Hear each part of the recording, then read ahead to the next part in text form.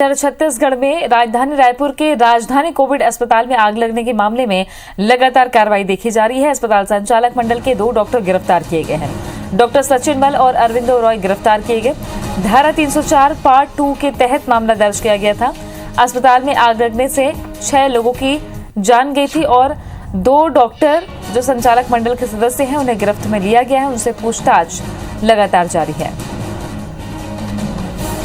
अस्पताल संचालक मंडल के 2 डॉक्टर गिरफ्तार किए गए हैं। बता दें कि 17 अप्रैल की ये पूरी वारदात जहां आग लग गई आईसीयू में और एक शख्स की जलने से मौत हो गई थी। मंजर बहुत खतरनाक था और बहुत ही हृदय स्पर्शी था कि किस तरीके से वहां पर लोग जल गए और दम घुटने से मौत हो गई। तहसीन जैदी हमारे सहयोगी जुड़ गए हैं ज्यादा जानकारी के साथ में। तहसीन, जिन 2 लोगों को गिरफ्तार किया गया है, 2 डॉक्टर्स को, उनसे अब तक की पूछताछ में क्या कोई बातें निकलकर सामने आई हैं और आगे पुलिस का क्या एक्शन रह सकता है?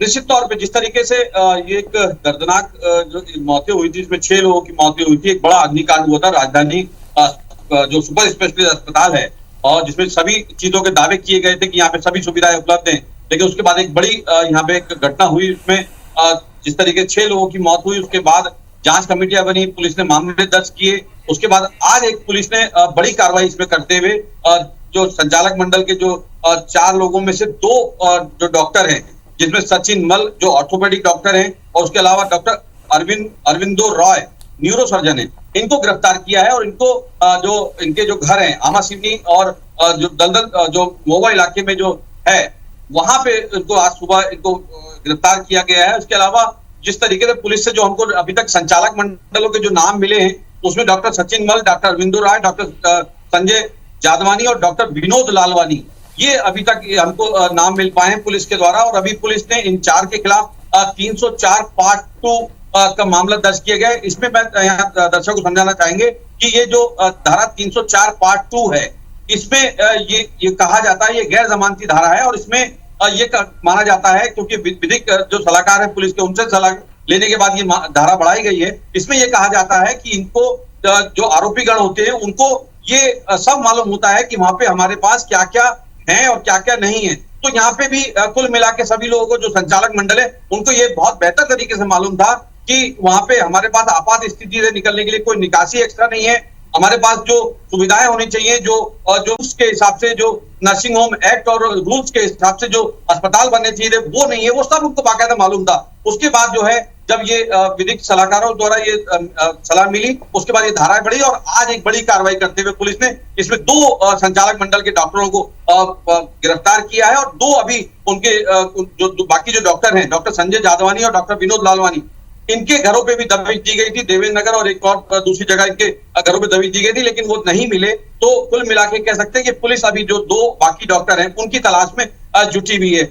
यहाँ पे आपको बताना चाहेंगे कि IBC 24 ने इस खबर को बहुत ही प्रमुखता से दिखाया था, क्योंकि इसमें जो बेगुनाह लोगों की इसमें जान गई थी, जो दर्दनाक मौतें हुई थी, उनके जो पीड़ित थे वो काफी इंसाफ के लिए भटक रहे थे। उसके बाद जब दिखाने के बाद तो प्रशासन ने इसमें CMHO के द्वारा इसमें एक टीम बनाई गई थी डिप्टी कलेक्टर के नेतृत्व में। तो वो डिप्टी कलेक्टर ने 28 जो पॉइंटों पे सवाल पूछे थे संचालक मंडलों से, उन्होंने पिछले मंडे को जवाब जरूर दिए, सारे लिखित जवाब दिए, लेकिन किसी का भी दस्तावेजी प्रमाण उन्होंने जमा नहीं किया। उन्होंने इस बात का हवाला दिया कि वो जो अस्पताल में जो जला हुआ अस्पताल है, जो स्टील अस्पताल है, वहां पे रखे हुए हैं या कुछ दस्तावेज जल गए। तो आज जो है एक जो जिला प्रशासन की टीम आज वहां पहुंची थी और पहुंचने के बाद अभी वहां पे पड़ताल कर रही है और सभी दस्तावेज जब्ती की कार्रवाई वहां पे की जा रही है।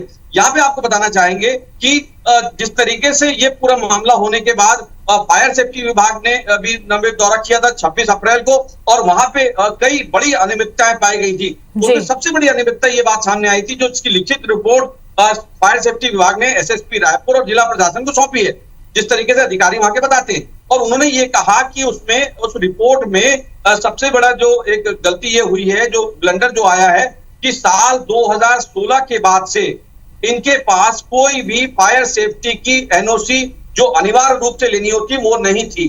उसके अलावा जो वहां पे जो फायर सेफ्टी के जो प्रशिक्षित जो कर्मचारी है, इनके पास कोई भी ये लोग प्रस्तुत नहीं कर पाए, जो 3 सदस्यीय टीम फायर सेफ्टी की गई थी।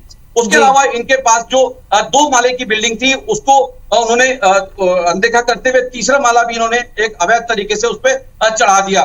तो कुल मिला के ये कह सकते हैं, क्योंकि अभी जिस तरीके से जिला प्रशासन की जो टीम है उसका जांच अभी यहाँ पे बाकी है और जो एफएसएल की जो रिपोर्ट है वो आना बाकी है। तो इससे और जाहिर तौर पर अगर 2016 से फायर सेफ्टी के कोई इंतजाम नहीं थे तो लगभग 5 साल तक कितना जाने कितनी लापरवाहियां हो रही थी, और जहां जिंदगी बचाने के लिए लोग जाते हैं वहां जान हथेली में लेकर इलाज करवा रहे थे, जिसकी भनक तक किसी को नहीं थी।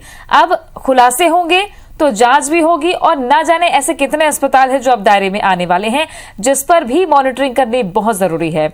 शुक्रिया आपका तहसीन जानकारी के लिए।